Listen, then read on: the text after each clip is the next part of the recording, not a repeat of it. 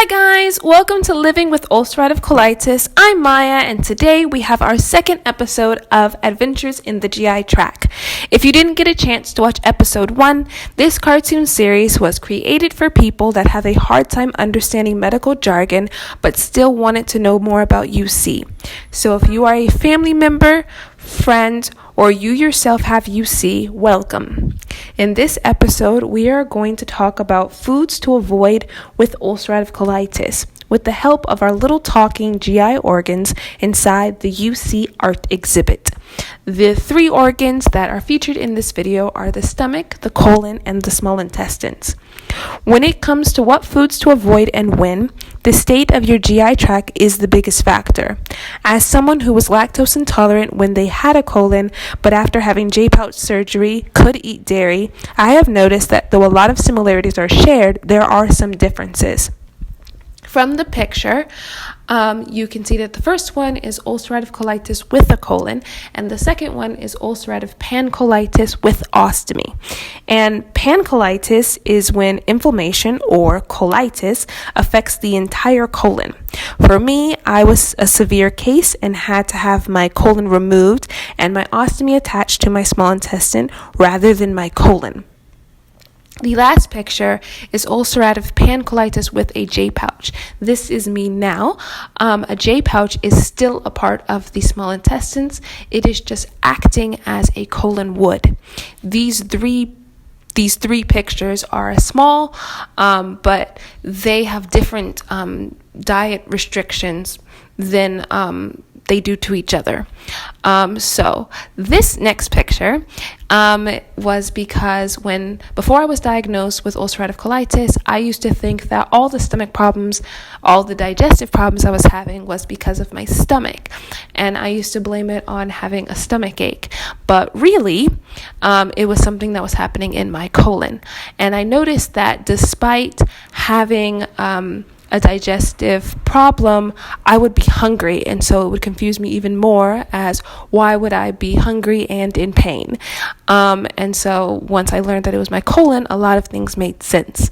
I thought it would be a fun way though to explain the cost of having certain beverages. So our little GI organs are in the UC art exhibit restaurant.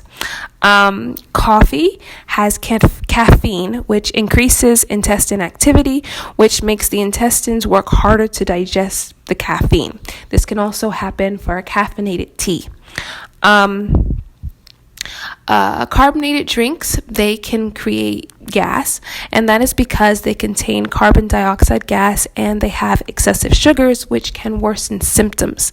But people that have UC have been able to drink carbonated drinks and coffee because they know what they can do, and knowing is tells you what could happen and you can prepare for it.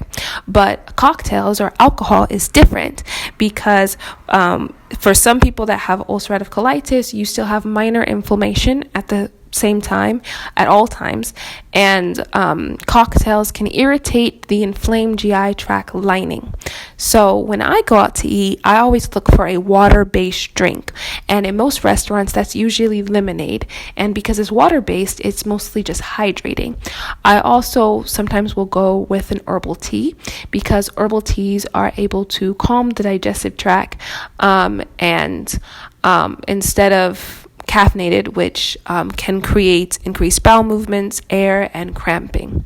And so we can now see our GI organs have finished eating, but they seem to be having a little problem. And this is because sometimes when you eat different foods, it can cause different reactions in the body. So popcorn are first, or seeds are hard to chew to completion, and they're therefore hard to digest. This is also true for like strawberry seeds, sunflower seeds, and the like. Spicy foods can trigger or they can worsen a flare-up, or they can cause bloating.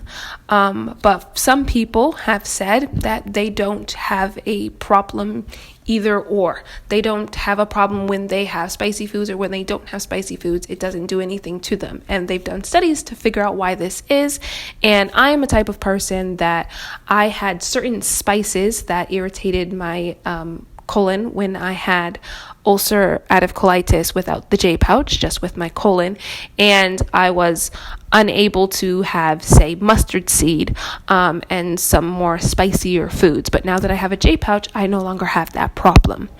Fruits and veggies, they are hard to digest when raw. But when they're cooked, some of the nutrients is taken out, but the body doesn't have to work as hard to withdraw the water from the food so that it can be digested. And this, again, can cause increased bowel movements, air, and cramping. And the increased bowel movements is because it's increasing the intestine activity. So it's trying to expel output.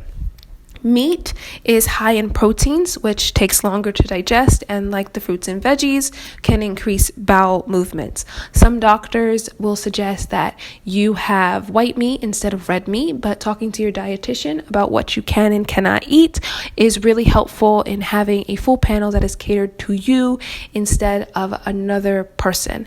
But I hope you guys enjoyed today's video. Please like, share, subscribe.